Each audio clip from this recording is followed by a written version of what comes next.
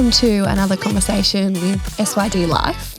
My name's Kaylee Carrotts and I am thrilled to be sitting next to the very wonderful and fabulous Emily Francis. Oh. Welcome, Em. Thanks. Today we're going to be chatting about becoming a step parent, huge topic. I'm sure there's a lot of highs and a lot of lows, and we want to get into the deepness of it today with you. So thank you so much for joining us and being vulnerable and sharing your story. Pleasure. How long have you been a step parent for? So I've been married to my husband for about 7.5 years now, and I met the kids, two kids, 2 years before we got married. So it's sort of like a 9.5 year journey. Yeah, okay. But I've been an official sort of stepmom in terms of them living with me. Yes. For 7.5, yeah. Yeah, nice. And tell us about the two kids. Okay, so eldest son is 19 and then daughter is 17. Yeah. Almost 18. So, yeah, they were 8 and 9 when I met them. Gosh. So it has – I kind of went through the early teen years and I've done I feel like I'm coming to the end of the teen years. Yeah. The challenges won't stop, I know, but I do feel like there's a light at the end of the tunnel. You're through the thick of it. I am. You know, my mum used to call them the whitewater rafting years. Yeah, wow. And she said in the teenage years you just hold on for dear life. Yeah, right. And you'll get through it. But, yeah, it's a challenging time. Yeah. And then step parenting, I suppose, adds complexity to that already challenging time. Yeah, gosh. I'm still in the early stages. My kids are 10, 7, 5, so I'm at the smooth water rafting part before the rapids come in. I mean, every age has its challenges, right? Yeah. But, yeah, I suppose they're kids are figuring out who they are. And I know this is not a parenting teenagers podcast by any means, but as a step parent, I found it really difficult. I struggled, to be honest, and I think most people do. But, as I said, that step parenting element adds complexity. Yeah, I can imagine. Tell us a fun moment. Tell us a funny story. Let's start with the good stuff. Yeah, let's start on a high. Okay, we're starting on a high. Now, I said to our lovely producer before that this is a story that is funny in hindsight. You love those. I love those too. But at the time, it was not that funny. So we had travelled as a family. My husband's from South Africa. Okay. And we travelled as a family to South Africa. It was my first time ever there. We went for 3 weeks with the kids and then we were sort of dropping them off at an airport to go back to Sydney to be with their mum. Right. While my husband and I continued on a European adventure. So we got through, the 3 weeks in South Africa, which was amazing. Yeah. But we got to the airport at Johannesburg and it's very different when you go to South Africa. The red tape to be able to travel with your kids is huge because there's so much crime and everything. So, and child abductions and all these terrible sorts of things. And so we had to fill out I feel like 100-page document in order to be able to travel with our kids to South Africa and then out. So we'd done all the documents, we'd received all the approvals, it went through all the embassies, It was a big process. Yeah. So we were going to drop them off at Johannesburg Airport. They were flying back to Sydney and we were flying on to London. And we got to the airport and we checked all of our bags in and we realised that we left all the paperwork in our checked bags. Oh. So this is a huge problem because they will not let you through without seeing these documents, affidavits they're called. Yeah, right. And so we had a very, very stressful hour and a half while they recalled the bag that had all the documents in it. Gosh. And we were pacing back and forth and praying and going, God, we've got to – and I was like, God, you've got to get me on that plane to London. I need a break. Europe's calling me. And the kids are amazing. We had the most amazing time with them. But I was just looking forward to, having 4 weeks with my husband and also for the kids to get on their plane because it would have been really complex if we couldn't get them on the plane and everything. Anyway, so we ended up getting all the documents back with about 5 minutes to spare before the kids' flight was to go off. So we got the documents back. We had to get all our boarding passes. We had to get through security. We had to get through everything. And at that point, we were so stressed, I was bawling my eyes out, and we were running, and we had to run through security. They took our wine because we had a couple of bottles of nice wine that we thought we'd take. Take my shirt, but not the wine. Not the wine. They put it in the bin, so I was crying even harder after that. We weren't allowed to take that. But we were literally running through Johannesburg Airport to get to this flight, and the kids were way ahead because they were running, and I was way behind because I'm really unfit. And I was literally, it was like a movie. I was bawling my eyes out running through the airport like this. And then, it was like Chariots of Fire. And we got there, we put the kids on the plane, and I just collapsed into tearful sobs. Goodness. What a schmozzle. It was a schmozzle. So it's funny. It's funny now. Yeah, but at the time. And they weren't crying, just me. They were fine. Yeah. They got on the plane. But poor kids. It was very stressful. But that's stressful. So that was probably our most intense time as a family. I loved it. It probably bonded you as well. It bonded us. It's a good story to recap over family dinners. Exactly. For the years to come. The years to come. We'll be telling that story. Oh, it's so great. Yeah. I love it, Em. So let's dive on in. Tell us a bit about your step parenting journey. Yeah. So I became a step parent at 39. I got married when I was 39, so, a bit late. But, No, you're fresh. Better late than never. Yeah. So I was 37 when I started dating Glenn, met the kids not too early, but sort of pretty early in the dating journey. But, we obviously took it slow because there was a lot of things going on, lots of layers to taking it slow. But, also for kids, it's really important to give them time to get used to this new person. Yeah, totally. And they'd been through, a lot. And so, met the kids and then dated for a year and a half, got engaged and got married January 2016. And so, it's been 7.5 years of having the kids. Pretty much 50% of the time we share the kids with their mum. And so we would have, it changed all the time, but it was generally like 1 week on, 1 week off. Yeah, right. So, that was really helpful, to be honest, because I know not every parent gets a break. Yeah. But for me, I felt like, oh gosh, I needed those breaks because I was getting used to so much and it was so different. And you got to remember, I'd been by myself single, till I was 37, lived with other people, but essentially was, a single person, living my own life, taking care of myself, and also an introvert, which is an added layer. Yeah. And then all of a sudden I had 3 people living with me that I was interacting with on a daily basis. Baptism of fire, isn't it? It really was. Yeah. And so, to be honest, being married was the easy part. Getting used to being a stepmom was probably the more challenging part. Yeah, right. So let's talk about some of those challenges because I'm sure people listening, we all have different journeys, but I'm sure some of them will resonate quite deeply. And we'd love to hear your wisdom on them. Yeah.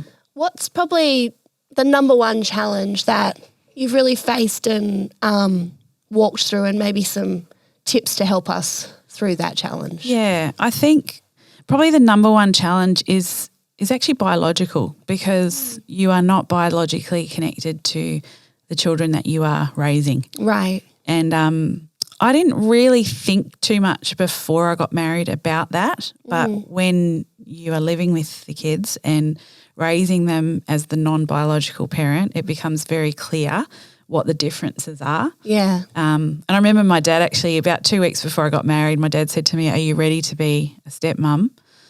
And I said, "Absolutely not." And he actually said to me, "That's the best answer you could have given." Yeah, wow. Because I think if I'd felt ready, I would have gone in with too high expectation of the experience. But I suppose the biological differences they do matter, because you don't have a natural protective instinct right away. Yeah, right. You don't have a natural I had a natural affection for the kids. I loved them both. And I really enjoyed their personalities and all those sorts of things. But that natural, I think, discipline and the natural protective instinct, that had to grow over a long period of time. Yeah, that's so interesting. Like, I even think about babysitting other people's kids. Obviously you love them, but it is such a different level to, you know, how you feel about your own children. So I can imagine that being a challenge. What helped you, Em, to grow that affection for them? I think it was just time. I think if you go in expecting it to feel like the Brady Bunch from day one, you're going to get a bit disappointed. And I think there were times too I felt guilty about I felt like I should have felt differently about the kids just because they were living with me. Yeah, right. But I had to give myself a bit of a break and go, okay, this is going to grow over time. And as I said, I really enjoyed and loved both of them. Yeah, of course. But that love had to grow deeper over time, and the respect had to grow. I honestly feel like it's harder for them than me. I mean, they were 8 and 9 when I first met them, and I think 11 and 12 when we got married. Right. And I think about what it must have been like for them to invite this new person into their family. Yeah. That again was not a biological parent, but that had to take somewhat of a role of authority over them. That's really tough for kids. I remember actually just probably a week before I married my husband, I was one of the kids just naturally started to, and I know I'm kind of going off the question here, but we'll come back to it. Yeah, no, come back to it. But they're acting up a bit. Their behaviour changed, sort of, and it was probably in the 3-4 weeks leading into us getting married. And I didn't recognise at the time, but I realise now that they were internally adjusting to what was about to happen. Yeah, it's a big adjustment. And I found it really difficult because the behaviour became quite hard to deal with for me. I remember going on a walk and going, God, I don't know how I'm going to handle this. Yeah, right. And am I the right person for this job? And do I want the challenges that come with this? Yeah, wow. And he spoke to me really clearly, and as he does when I'm in crisis, I go, God, and he goes, here you go. And he just gave me this beautiful sense of, he said, yeah, it's going to be challenging because, you know, God doesn't lie. Yeah, he said, yeah, it's going to be challenging, but I'm going to be with you in every challenge. Yeah. And that was something I held on to for the first 2, 3, 4 years. Yeah, beautiful. Just that he was with me in every challenge. Yeah. How did the kids go adjusting to you? Obviously you were adjusting to them, but them adjusting to you as well. Was that a difficult journey for you too, or?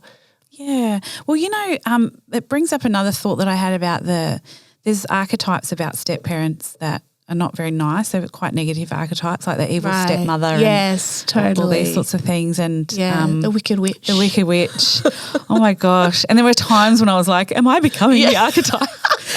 But am I from Ever After? am I that mum? I'm evil. But so what was I saying about that? There was something I was gonna go somewhere with that. But it was sorry, I took us down a rabbit hole. Fine. I'm used to rabbit holes, but I think I was just saying, those archetypes are they're not One thing that really shocked me was that the kids at no time ever expressed any rejection of me as a person. Wow. And I think I had read I didn't pick up a lot of reading material about being a step parent because I tend to kind of learn through the experience. It's just the way I learn better. Yeah, sure. But I did pick up a couple of things, and a couple of things helped, but there was this general tone through everything I read that kind of was like, be prepared for all the rejection. Yeah, wow. And it actually sowed a bit of a seed of negative expectation in me. Yeah, right. That, oh my gosh, these kids are going to reject me and how am I going to handle that? But they weren't doing that. Yeah, wow. And so, you know, I'm all for reading and, you know, upskilling yourself in every area of life. But I think for me, I made a decision to put those books down and go, okay, they're not rejecting me and I'm not going to start expecting them to. It's good. I'm just going to go on the journey and see what happens. Yeah, beautiful. And trust God that he's going to look after me in the journey. So what I was saying about that was I think the way the kids reacted to me and responded to me was quite amazing. Yeah. I think that had a lot to do with their upbringing. I think it had a lot to do with how their dad raised them. Yeah. And I also didn't try and be a mum. I never strived to fill a role that wasn't just going to happen naturally, if that makes sense. Right, yeah. So in that way, I don't think they felt overwhelmed by my presence. Yeah. And I had a very beautiful mum, a very relaxed mum and a very she's quite chilled as a person, and I suppose I just I suppose I assimilated that as I was growing up and then kind of recreated that. Yeah. Beautiful. And so I think that helped. I'm sure there were times where they were internally struggling. Yeah. Well, like you were saying, their behaviour changed in those early days. They did. Yeah, yeah. And then it settled down. So once we'd been married for about 6 months, the behaviour completely changed. And I think it was partly I think they were internalising the thought of, am I going to lose my dad? Because there's this person here that's taking all his attention. And I think once they realised that they weren't going to lose their dad, they started to just trust the whole thing a bit more. Yeah. Gosh, building trust, it takes time, doesn't it? You can't just flick a switch and they trust you all of a sudden. Yeah. Yeah. Yeah. But they were beautiful. I still to this day go, gosh, I think apart from, the normal challenges of raising kids, them accepting me was probably quite a smooth transition compared to, and I do feel for people out there. I do know people that find that transition is really difficult. Right. And all I can say to them is, give it time because things do turn around. Yeah. Yeah, it's great, Em. Yeah. What's another challenge you face that if you're a listener, you're a new step parent and you're probably facing that you could encourage people in? Yeah. There's a couple I will just quickly mention. So the biological thing is a huge thing, partly because of the instinct, the lack of instinct, but also because they're nothing like you. Yeah. So for most mothers and fathers, there are complementary genetic forces going on. Yeah, right. Where their kids are like them in some ways. Yeah, right. And so there's no complementary genetic forces happening when you're a step parent, and that can be really difficult. I remember being challenged by that and having to navigate the emotion of raising kids that were nothing like me. Yeah, wow. And sometimes you do feel like a little bit of an outsider because the family unit has been pre-formed before you get there. Yeah, right. And that's unusual because usually you would, as a natural parent, biological parent, you would form the family unit together. Yeah, right. But I was coming in on an already formed and functioning family unit with its own culture. Yeah, interesting. So I found that really difficult because I did feel like an outsider for a while. I don't now. Yeah, great. But I did. And actually one thing I did read that was really helpful to me, I think Gordon Moore wrote a book about blended families, and he said that it takes about 5 years for a blended or step family to feel like a family. Yeah, wow. And it took 5 years, like on the dot. Yeah, wow. It was amazing. Yeah, wow. We clocked over 5 years and I was like, oh my gosh, everything feels different. Yeah, wow. It feels like we're a family. Yeah, amazing. All of a sudden. Yeah. So that was a challenge that the family had a prior history. I suppose another challenge was kids going back and forth is a challenge in and of itself. Yeah, right.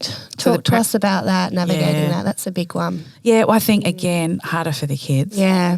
And, they're packing 7 bags every week to switch houses. Gosh. So that was hard for them, but they did that really well. But for me, as an introvert and someone who likes to control their environment, having kids, it was like they'd go out into orbit and and I'd be on the planet going, I've got a week where I can just worry about what's in front of me. Yeah, and right. I don't have to, because I'm quite an anxious personality, and I overthink things and I get really anxious about things. And Right. so I found the weeks that I had the kids really hard, not because of them, but because of what was internally going on for me. Sure. And when they would leave, I'd be like, oh my gosh, I can breathe. Yeah. And then about 24 hours before they would come back, the anxiety would start. Yeah, right. And so for about 2-3 years, I struggled with that anxiety. It did get less over time, and now it's non-existent. Yeah, great. So there's no anxiety about the kids coming. But Yeah. just as someone who had been able to control their environment for 37 years, all of a sudden I was a bit out of control. Yeah. And so I found the going back and forward really tough. But Did it take the kids a while to like settle back in to like sort of your home and routine? Yes. And was that an adjustment every second week? Yeah, that's such a good question, because it was. I remember probably half an hour before they would leave, there was tension. Yeah, And we'd always end up like having arguments just before the kids left. And I think it was just the stress of them having to pack their whole life up. Right. And they were internally adjusting to moving on to the other house. Yeah, right. And leaving their dad. Yeah. It's not normal. Yeah. It's just not normal. Yeah. So I just, have so much respect for the kids and how they've handled it. I know kids are resilient, but gee, it's hard for them. And then coming back in, the re-entry was also tough. Right. So probably I used to say to Glenn, for about an hour after they come, it's tense and awkward and clunky. Yeah, right. And then everyone settles back in again. Yeah. I can imagine, because I'm sure there's things you would do differently in your home compared to when they're going to their mums. Yeah. So even just that adjustment would be big. How did you help them adjust back in every fortnight? Were there any tips you did? Look, I don't know that I think it took me a while to realise it, what was happening. And then I think I just became more aware of it, and I think I tried to have a bit more grace for both of them as they came and went, just thinking about what it would be like for them. Yeah. But I wasn't always that great at it because it was awkward and clunky for me too. So Look, everyone's learning. We're all learning. Yeah, everyone's learning. But I think just becoming aware of how it was affecting them and what was actually happening, I was like, why is this happening every time they leave? Yeah. And every time they come back in. Yeah, wow. So just recognising those patterns was helpful. Yeah, that's great. For everyone, I think. Yeah, that's good. Any other challenges you'd like to hit on that might help people today? Yeah, I think different parenting styles is a big one for two houses. Okay. Now, they've got an awesome mum and does a fantastic job. But it's just the reality that when a couple split, they will have different ways that they want to raise their children. Yeah. And then I come in as the third wheel and go, I'd like to raise them this way. And I tried not to do that, and I don't think I did so much. I didn't sort of insert myself too much. But, I think, again, it was the complexity of two households in terms of family culture, expectations, discipline. Discipline was a huge challenge. Yeah. Did you get involved in that element? So I was really lucky because Glenn smoothed the way out for me, I think, in a lot of ways by communicating to the kids a lot that whatever I said was what they had to do. Yeah, okay. So he brought set you it up. into that. Yeah. Yeah, great. He set it up. At the same time, I have read a little bit about what should happen, and apparently it is supposed to be a very slow burn in terms of what a step parent brings to the discipline table. Right. You're not supposed to be too overbearing, forceful for all the obvious reasons. Yeah, sure, because you're building that trust and relationship, I guess. Exactly. Yeah. Exactly. And I naturally took a bit of a back step. So for me, it was more about I need to get involved. Right. So, I would just say the discipline thing, I just didn't know what I was doing, to be honest. And I just had to learn through lots of hard knocks and horrible moments what worked and what didn't. Yeah. And my family culture was interesting in terms of that, because we didn't really confront a lot in my family. I've spoken about this openly, and we didn't have a culture of conflict. Yeah. So just the fact that there was conflict was really like, oh my gosh, what is this that I've stepped into? We're so dysfunctional. But in fact we're so normal. Yeah, totally. So I think discipline, I did take a back step. I think my husband sort of had to encourage me to get more involved at times. Okay. So I tried to do that without being completely overbearing. Yeah. And most of the time the kids were really respectful because he had built that culture of respect. Yeah, beautiful. So that helped. Yeah. So good. Yeah. So let's talk about you and your husband. How did you stay connected through the ups and downs of step parenting? Yeah. Well, do you know we had this natural break every week or every 2 weeks? Yes, right. So a lot of parents don't have that. So we took advantage of having the break. Yeah. And so for a week where we didn't have them, we would just connect and we would talk about everything that had happened the week before and process it. Yeah, right. We talked about everything, really. That's great. In fact, we talked more about parenting than our relationship, really. Yeah, wow. Because that was the major.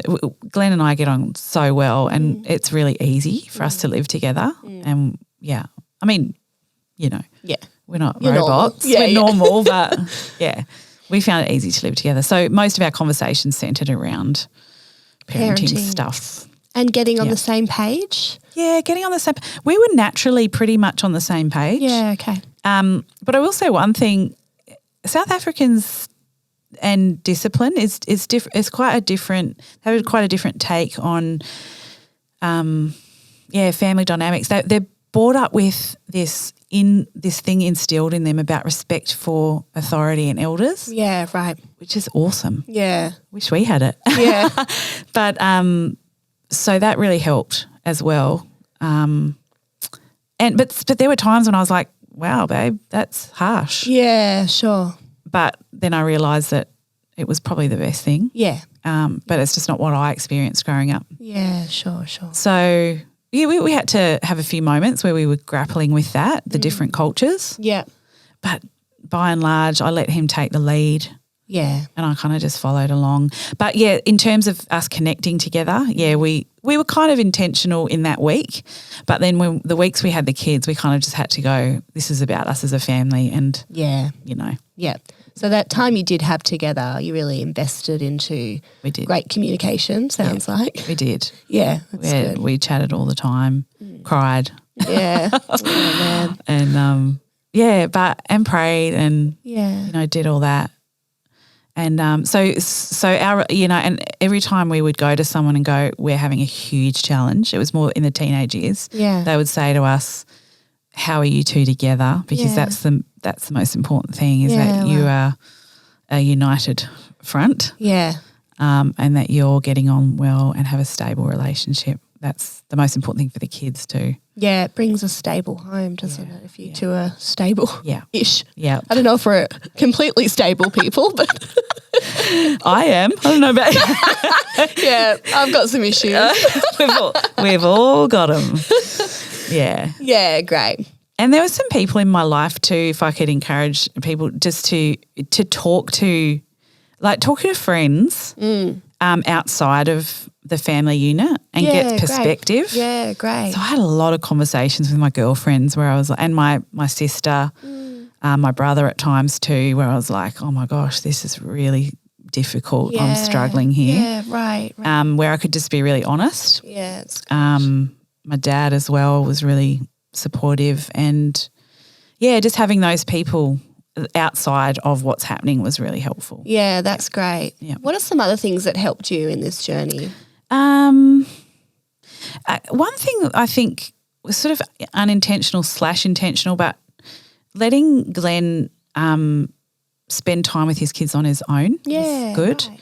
I think the kids really appreciated that they were still a family And because of my introversion, I was like, off you go. Have a great time. See you in 6 hours. Yeah. Don't come back any earlier. Exactly. Do you know one thing I have to tell you? There were times when I was struggling so much to handle just the amount of interaction that was going on in the house. Yeah. And just people being around me all the time. I would genuinely pretend to be asleep. And I've told my stepdaughter this. I'd be like, she'd come up to my room and ask me a question. I'd be like, I hide in the bathroom and pretend I'm on the toilet. Like, they're like, Mum, you've been in there for like 10 5 minutes. hours. I'm like, yeah, well, sometimes it takes a while. Whatever it takes to stay sane is what I say. 100%. And it's the same with step parenting. You just need those moments when you know that your emotions are going to be a danger to people. Oh no, it's and true. you have to It's extract real. yourself. Yeah, it's really good. And so I let myself have a few of those moments where I'm like, I'm asleep. Yeah. Or I'm having a shower for half an hour or No, it's great. Yeah. So the kids had great sort of one-on-one time with Glenn, which is really beautiful. You got some, other people's perspective. Yep. Any other helpful tips that's helped you through the journey? I mean, I can't not talk about how incredible God was in that season. And I'll just quickly tell you that when I went for the walk, just 2 weeks before I got married or 1 week, I can't remember, when I was really struggling with this kind of, am I going to be able to handle this? Went for a walk around Eleanora and I just told everyone where I live. That's all right. No one's going to come and find me. No one cares about me. Near the shops. Oh, my gosh, near the shops. Eleanor Bakery. I was walking around some area on the northern beaches and he said that thing to me about the challenge. It's going to be challenging, but I'll be with you. And then he gave me a scripture. And the scripture was, I'm just going to tell you what it was. It was Isaiah 41:10. It says, fear not, for I'm with you. Yeah. Be not dismayed, for I am your God. I will strengthen you. Yes, I will help you. I will uphold you with my righteous right hand. Beautiful. So the words in there that really were like arrows in my heart in a good way were I will strengthen you and I will help you, because I really felt like I did not have the strength to do the journey. Yeah, wow. It's beautiful. Yeah, I was like, and I didn't know how difficult it would be. Yeah. And, had I known, I probably would have gone for more walks around Eleanor or somewhere undisclosed on the beaches. Yeah. And, asked him, cried out to him, because it was really tough. Yeah. But he told me it would be and I chose it. Yeah. And I wanted to choose it and I went in eyes wide open. I never could turn around and go, God, that was all your fault. He was straight with me. Yeah. Yeah, it's good. And then true to his word, every time we hit a challenge, he was strengthening me through the process. Yeah, it's great. So that was a huge help. Yeah, beautiful. Yeah. So good. Yeah. Any final thoughts? Anyone listening today? I think probably a couple of final thoughts would be just go slow for the kids' sake, even in that sort of the dating part of the journey. It's good.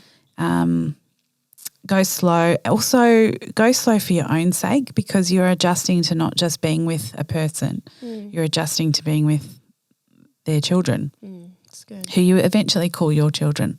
But but when they're really naughty, it's his their children. It's their children, which happens a lot. I'm like, The child? your child. That child? Yeah, 100%. But When they're getting their award in the assembly. my child. I'm so proud of you, my child. Yeah. You are mine. I raised you. Talk to your future husband or wife about expectations. That would be my advice. Yeah, that's great. What That's are you a good tip. expecting from me as a mum? Yeah, like, that's really good. are you expecting me to, become a mum, or are you just okay for me to work my way into this role? Yeah, it's really good. And to get on the same page about that. Give yourself time to get used to the situation. Give give it 5 years to feel like a family. Yeah. At least. Yeah. Might happen before that. Awesome. But for us, it took a good 5 years. Yeah. And then I would just say stay healthy by having stuff going on outside the family unit. Have your own life as well. It's okay to have stuff going on outside family. It's great. So I continued to catch up with my girlfriends, to,